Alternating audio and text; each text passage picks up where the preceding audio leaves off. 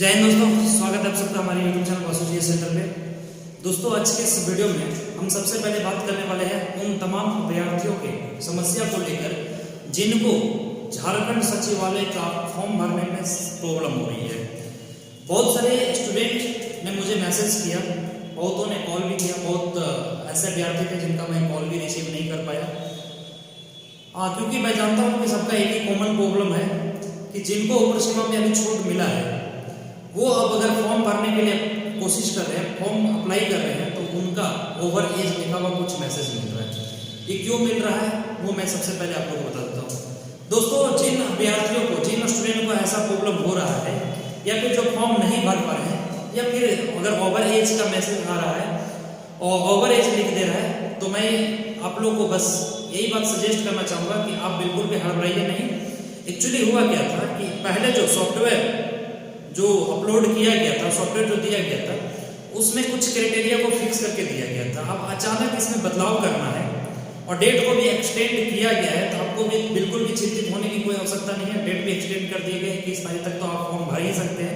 हो सकता है फर्दर भी अपडेट किया जाए, लेकिन उसकी अभी कोई गारंटी नहीं है। लेकिन जो एक सप्ताह डेट एक्सटेंड किया है, तो इसमें सॉफ्टवेयर में ही कुछ प्रॉब्लम है। सॉफ्टवेयर को जब तक अपग्रेड नहीं किया जाएगा, अपडेट नहीं किया जाएगा, तब तक आपको यही मैसेज लिखा हुआ मिलेगा, ओवर एज का मैसेज लिखा हुआ मिलेगा। तो जिन तमाम अभ्यर्थियों को इस तरह का मैसेज मिल रहा है या फिर जो अपना रजिस्ट्रेशन नहीं कर पा रहे हैं, वो बिल्कुल भी घबराए नहीं। 24 घंटे में, 24 से 36 घंटे में मुझे लगता है ये प्रॉब्लम रिजॉल्व कर दिया जाएगा। इसको ठीक कर दिया जाएगा। ठीक है, ये प्रॉब्लम जो है वो आपका रिजॉल्व कर दिया जाएगा। क्योंकि देखिए, कोर्ट का आदेश आया है और जब तक ये ऑफिशियल नोटिफिकेशन जारी करता, उससे पहले जेएसएससी को चाहिए था कि अगर भाई ऐसा ही करना है तो मुझे सॉफ्टवेयर को पहले अपग्रेड करना चाहिए था उसे। लेकिन खैर वो समय पे नहीं कर पाया और अभी इस पे काम नहीं हो पाया। हालांकि कोई बहुत बड़ा प्रोसेस नहीं है, लेकिन आप जिन विद्यार्थियों को दिक्कत हो रहा है फॉर्म को फिलअप करने में, ओवर एज लिख रहा है, आप थोड़ा सा इंतजार कर लीजिए। 24 से 36 घंटे का आप इंतजार कर लीजिए, मतलब 1 से 1.5 दिन आप इंतजार कर लीजिए। ये प्रॉब्लम को ठीक कर दिया जाएगा। ठीक है, बाकी अगर किसी तरह का फिर भी अगर कोई प्रॉब्लम्स हो रहे हैं फॉर्म को फिलअप करने में, तो आप मुझे कमेंट करके जरूर बताएं या फिर मुझे मैसेज कर दें। मैं आपको बता दूंगा कि क्यों आखिर ये प्रॉब्लम आ रहा है, या फिर अगर आप नहीं कर पा रहे हैं तो आप वो कमेंट करके मुझे जरूर बताएं। फिर उसके हम स्पेशल वीडियो में आपको दे देंगे। दोस्तों, उसके बाद थोड़ा सा आज के इस वीडियो में डिस्कस करना चाहते हैं उत्पाद सिपाही के बारे में। जैसा कि आपको पता है कि सचिवालय का वैकेंसी जब दिया गया था, तो वहां पे भी एक समस्या था कि बहुत सारे स्टूडेंट्स का एज निकल चुका था। अब एज निकल चुका था तो उनको मौका नहीं दिया गया था। हालांकि वो कोर्ट में जाकर के फाइट किए और कोर्ट से उनको डिग्री भी मिल गया, और अभी आपने देखा होगा कि जजमेंट आया है और लगभग हर एक पोस्ट के लिए अब 19 और 15 में अप्लाई किया अभ्यर्थी एलिजिबल हो गए हैं कि वो फॉर्म भर सकते हैं। अब वही कहानी उत्पाद सिपाही के साथ में दोहराता हुआ नजर आ रहा है जो सचिवालय के साथ हुआ था।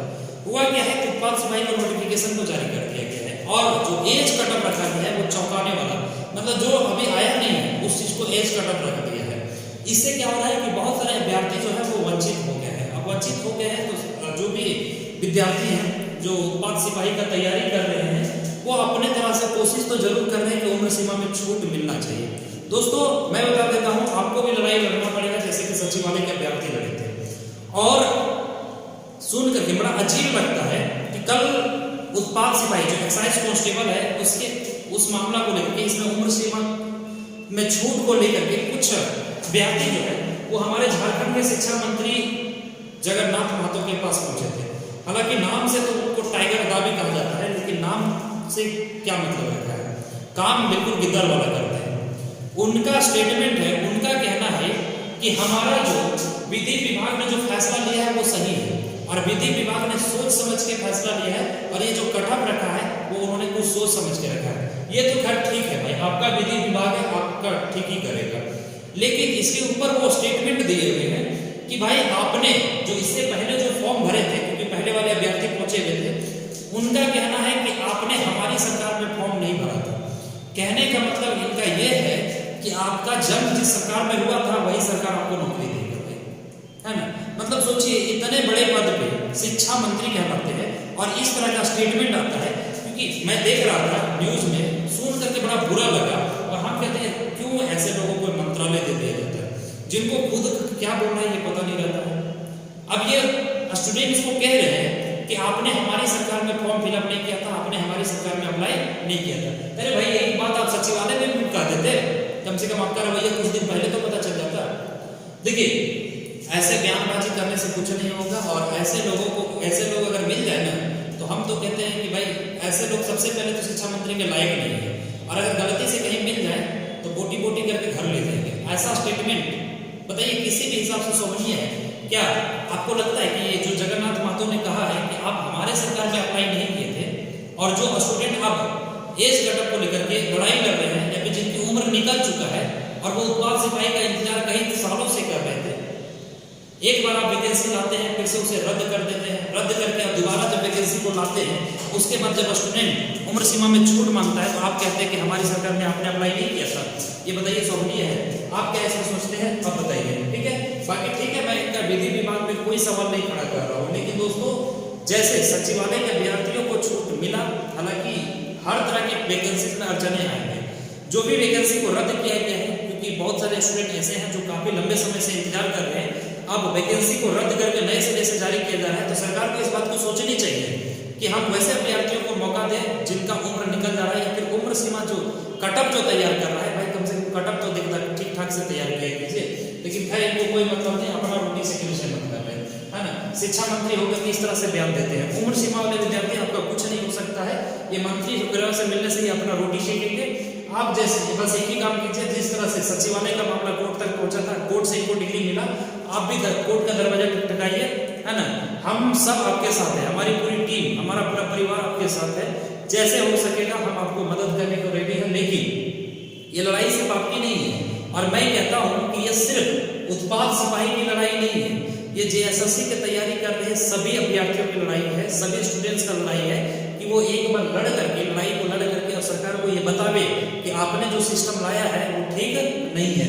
अब सोचिए शिक्षा मंत्री कह रहे हैं कि हमारा विधि विभाग में जो फैसला लिया है वो ठीक है। मैं भी शिक्षा मंत्री से पूछता हूँ, जगन्नाथ दास से कहलाते दादा है ना, लेकिन मैं भी उनसे पूछता हूँ कि क्या आपका जो नियोजन नीति है वो ठीक है? और अगर ठीक है तो आने वाले समय में पता चल जाएगा।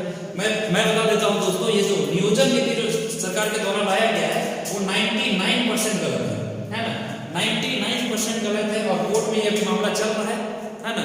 कोर्ट में देखिएगा, जब कोर्ट का जजमेंट आएगा तो आपको आपको भी समझ में आ जाएगा, और खास तौर पे ये बात को कम से कम इन तक पहुंचा दीजिए, ये बेशरम तक जो इस तरह का स्टेटमेंट दे रहे हैं कि आपने हमारी सरकार में फॉर्म नहीं भरा है। अरे भाई सरकार किसी का हो, सरकार से हमें क्या लेना देना है ना। सरकार तो फिर एक काम करते ना, जो सरकार वैकेंसी निकाले तो उस वैकेंसी को छोड़ देते ना, उसका सारा प्रोसेस कंप्लीट करवा देते। क्या जरूरत था आपका पिछला सरकार का वैकेंसी को रद्द करना? रद्द भी आप करते हैं, बयानबाजी भी आप करते हैं। थोड़ा देख लें हम लोग भी आने वाले समय में कि आपका नियोजन नीति कितना ठीक है। अगर आपका विधि विभाग जो फैसला लेती है अगर वो सर्वोसर्वा है, सर्वोपरि है, तो फिर नियोजन नीति में कितना सच्चाई है वो आप देख लीजिएगा, खुद देख लीजिएगा। बात करते हैं सरकार का दोस्तों। इसके बाद थोड़ा सा पंचायत सचिव का भी अपडेट हम चलते चलते आप लोगों को दे देते हैं। दोस्तों जैसा कि आपको पता है कि पंचायत सचिव के अभ्यर्थी काफी दिनों से संघर्ष कर रहे हैं, सड़क पे भी आंदोलन किए है ना, हर एक तरह सोशल मीडिया पे भी काफी आंदोलन हुआ, और अब ये मामला कोर्ट भी पहुंचा था। तो इनका जो जजमेंट है, इनका फाइनल रिजल्ट जो है पता चलेगा आपको 23 तारीख को दोस्तों, क्योंकि 23 तारीख को जो सोनी कुमारी का केस है इस पे सुनवाई होनी है सुप्रीम कोर्ट के द्वारा। अब जब तक इसका सुनवाई नहीं हो जाता है तब तक ये क्लियर नहीं हो पाएगा कि पंचायत सचिव का क्या होगा। लेकिन मैं आपको बता देता हूँ, जैसा कि मुझे लग रहा है कि इस पे जो जजमेंट आने वाला है वो पंचायत सचिव के अभ्यर्थी के पक्ष में आने वाला है। तो आप बिल्कुल भी चिंता मत कीजिए, और अपना जो प्रेशर आपने बनाया है सरकार के ऊपर है ना, जो अपने दलील रख रहे हैं आप, जो अपना पक्ष रख रहे हैं, आप वहां पे कमजोर मत पड़िए। कुछ ही समय का बात है, कुछ समय तक और आप अड़े रहिए, आपका नियुक्ति 100% होगा और कोर्ट इसमें आपको मदद करेगा। तो जो भी पंचायत सचिव के अभ्यर्थी है, ज्यादातर देखने को मिल रहा है कि वो घर बैठे ही अपडेट लेना चाहते हैं। दोस्तों जब तक आप नहीं निकलेंगे इकोनॉमिकली, क्योंकि ये मामला सुप्रीम कोर्ट में चल रहा है, अब सुप्रीम कोर्ट में आप जानते हैं कि लाखों का खर्च आता है, तो जब तक इकोनॉमिकली आप मदद नहीं करेंगे, फिजिकली भी जब तक आप मदद नहीं करेंगे, तब तक बताइए आपका कुछ नहीं हो सकता है। लगभग 5000 की संख्या में अभ्यर्थी है जिनका नियुक्ति होना है ना, जिनको आगे के प्रोसेस के लिए बुलाया गया है, और इसमें से कुछ ही ऐसे स्टूडेंट हैं जो हर तरह से सपोर्ट कर रहे हैं। तो मैं सभी तमाम पंचायत सचिव अभ्यर्थियों से ये रिक्वेस्ट करना चाहता हूँ कि आप चढ़ बढ़ के हिस्सा लें, क्योंकि अब मतलब जजमेंट जो है वो जजमेंट की ओर पहुंच रहा है। तो आप यहाँ अगर कमजोर पड़ जाएंगे तो फिर आपका कुछ नहीं हो पाएगा। इसलिए आप अभी सबसे ज्यादा प्रेशर लगाइए, सबसे ज्यादा जोर लगाइए, तब जाकर के आपका कुछ हो सकता है। बाकी समझ में आ गया कि जिनका सचिवालय का फॉर्म भरने में दिक्कत हो रहा है, आप 1 से 2 दिन इंतजार कर लिए दोस्तों। ये सर्वर इशू है और सॉफ्टवेयर इशू है। जैसे ही सॉफ्टवेयर को अपग्रेड किया जाएगा, उसमें तुरंत उम्र सीमा को लेकर के छूट दिया जाएगा और वहां पे आप फॉर्म को फिलअप कर पाएंगे। तो उम्मीद करते हैं ये 3-4 बात जो आज हम आप लोग को समझाने का कोशिश की, आपको बेहतर ढंग से समझ में आ गया होगा। दोस्तों अगर हमारे चैनल पे आप नए हैं तो चैनल को सब्सक्राइब जरूर करें, और अगर वीडियो अच्छा लगे तो ज़्यादा से ज़्यादा दोस्तों के साथ शेयर जरूर करें। और खास तौर पे ऐसे जगन्नाथ माता अगर कहीं मिल जाता है ना, तो मेरा सलाम उनको थोड़ा बता दीजिएगा, है ना। ऐसे बयानबाजी करने से कुछ नहीं होगा। स्टूडेंट्स के लिए जो सही है वो करना होगा। बाकी आपका चुनावी मुद्दा है, आपका जो मन है कीजिए, लेकिन स्टूडेंट को लेकर के खिलवाड़ बर्दाश्त नहीं होगा। ये मैं खुले मन से भाई एक तरह से जो भी कह लीजिए, धमकी कह लीजिए, आपसे रिक्वेस्ट कर लीजिए या सजेशन कह लीजिए, मैं इस मंच से सजेस्ट कर रहा हूँ, धमकी भी दे रहा हूँ कि अगर इस तरह का बयानबाजी करते हैं तो फिर आप अपने पैर पे कुल्हाड़ी मार रहे हैं, बिल्कुल भी नहीं चलेगा। दोस्तों जितना ज़्यादा हो सके वीडियो को शेयर करें। मिलेंगे इसी तरह के नए अपडेट के साथ, तब तक के लिए जय हिंद दोस्तों।